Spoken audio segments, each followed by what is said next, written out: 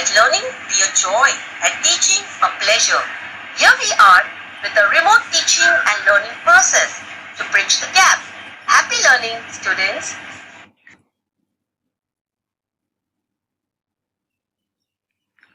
Students, today we are going to study the chapter from Science and Technology, Part 1. Chapter number 1, that is gravitation. Students, you have heard about the Newton's story of falling an apple and how the gravitational force came into an existence. So today we are going to study more about gravitation and the effects of force. Yes, as the word force comes, the very first question, what is force? It is push or pull of an object. We have learned about gravitational force. Along with this force, there is one more important force, that is centripetal force. Centripetal force means the force acting at the center. Now, in this chapter, along with this, we are going to study about Kepler's law. Now, Kepler is a scientist who studied the planetary motion and stated 3 laws, which was helpful for Newton. His first law was the orbit of a planet is an ellipse with the sun at one of the foci. Kepler's second law states that the line joining the planet and the sun sweeps equal area in equal intervals of time. Whereas its third law states that the square of its period of revolution around the sun is directly proportional to the cube of the mean distance of a planet from the sun. It can be expressed as t square directly proportional to r cube. Based on this Kepler's law, we have got Newton's universal law of gravitation. Now, for this universal law of gravitation, consider an object of mass m1. Consider an object of mass m2. Both these two objects are exerted by a force of attraction F between them. These two objects are placed at a distance of d from each other. According to the Newton's law of gravitation, this force is directly proportional to the product of their masses and inversely proportional to the square of the distance between them. As a result, it can be represented as F directly proportional to m1 m2 upon d square. Or, if I am removing the proportionality sign, we are getting a constant called as g. So, F is equals to g m1 m2 upon d square. Now that was about value of capital G, that is universal gravitational constant. The value of small g on the surface of the earth, that is acceleration due to gravity, can be calculated by using Newton's law of gravitation. Let m be the mass on the earth, mass of the earth. Let small m be the mass of the object on the surface of the earth. Let r be the radius of the earth. Then, according to the Newton's law of gravitation, if I am applying the same law, I will get it F is equals to G capital M small m upon r square. Let this be equation number 1. In the earlier class, we have studied about force is equals to mass into acceleration due to gravity. Let this be your equation number 2. Equating equation 1 and 2, we will get G is equals to capital G small capital M upon R square, or small g is equals to capital G capital M upon R square, where the values of small r and capital R is the same, that is radius of the earth. If you are substituting these values of mass of the earth, gravitational constant and value of r, we will get the value of small g as 9.77. Now this value depends upon certain factors. Now this variation in the value of g can be understood very clearly with the help of this video. In this video, we can see what are the factors which affect the value of g, or how the value of g changes according to these factors. Point A. Change along the surface of the earth.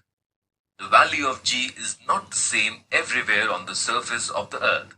The reason is that the shape of the earth is not exactly spherical, and so the distance of a point on the surface of the earth from its center differs somewhat from place to place. Due to its rotation, the earth bulges at the equator and is flatter at the poles. Its radius is largest at the equator and smallest at the poles. The value of g is thus highest, that is 9.832 meter per second square at the poles, and decreases slowly with decreasing latitude. It is lowest, that is 9.78 meter per second square at the equator. Point B. Change with height. As we go above the Earth's surface, the value of r in equation 4 increases and the value of g decreases. However, the decrease is rather small for heights which are small in comparison to Earth's radius. Point C. Change with depth. The value of g also changes if we go inside the Earth. The value of r in equation 4 decreases, and one would think that the value of g should increase as per the formula. However, the part of the Earth which contributes towards the gravitational force felt by the object also decreases. This means that the value of m to be used in equation 4 also decreases. As a combined result of change in r and m, the value of g decreases as we go deep inside the earth. Point D. The value of g at the center of the earth is 0. Next is about mass and weight. Mass. The second term is weight.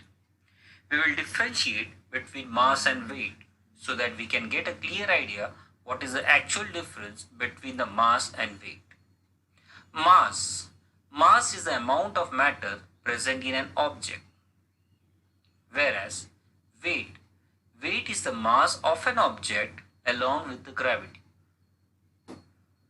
Second thing is, gravity is not present when we are considering the mass of an object. Whereas in case of weight, gravity is different at different places, as we have seen earlier video. Third point, mass is constant. Weight changes according to the place as the value of g changes. The last point is the SI unit of mass is kilogram, whereas SI unit of weight is Newton. The last part of the topic is the relativity of free fall. Now free fall means what? An object falling under the influence of gravity is called free fall. The equations for the free falls can be given by Newton's laws of motion. We have seen Newton's equations of motion. By replacing the value of u by 0 and small a by g in the equations of motion, we get V is equals to small g into small t. S is equals to half g t square and V square is equals to 2gs. These equations will be useful for solving certain numericals. The next part is related with gravitational potential energy. In the earlier class, we have discussed about potential energy. Potential energy is nothing but the energy which an object gets because of its stationary position, and it is represented by the equation mgh, whereas m is mass of an object, g is the acceleration due to gravity, and h is the height of an object. Now, g, the value of g becomes 0 for an object if it is at a very far distance from the surface of the earth, as we have seen earlier. Now, since the value of g becomes 0, potential energy at an infinite distance always becomes 0. So, potential energy at an infinite distance is equals to 0. For smaller heights, the potential energy is less than 0, that is, it is negative.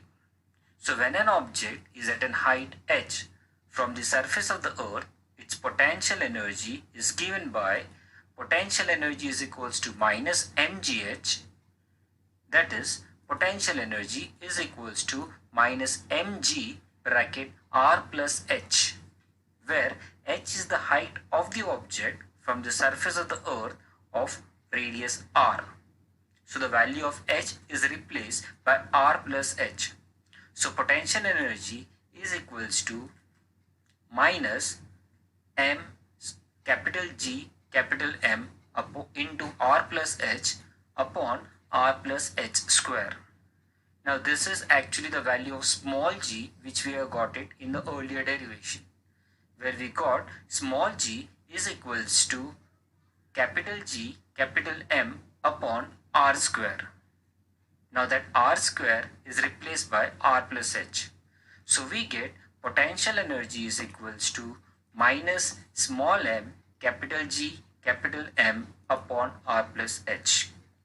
This is the potential energy.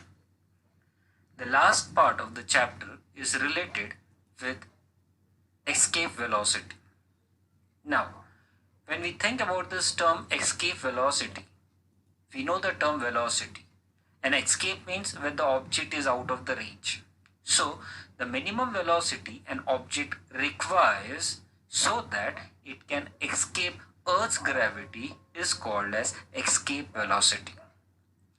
We can determine its value by using the law of conservation of energy. Now, to find it out, let us consider for an object of mass m, its total energy on the surface of the earth and total energy at an infinite distance. When that object is on the surface of the earth, the kinetic energy is given by half mv escape square. Whereas when it is an infinite distance from the surface of the earth, the kinetic energy is equals to 0. Similarly, when it is on the surface of the earth, the potential energy is equals to minus g capital M small m upon r. Whereas when the object is at an infinite distance, as we have studied earlier, potential energy of that object is equals to minus g capital M small m upon infinite, that is equals to 0. Then the total energy on the surface of the earth as well as at an infinite distance can be calculated as total energy is equals to E1, that is equals to kinetic plus potential energy. Here also we have got the same thing, total energy is equals to kinetic E2, that is equals to kinetic energy plus potential energy. So we are getting total energy E1 on the surface of the earth is equals to half mv escape square minus G capital M small m upon R.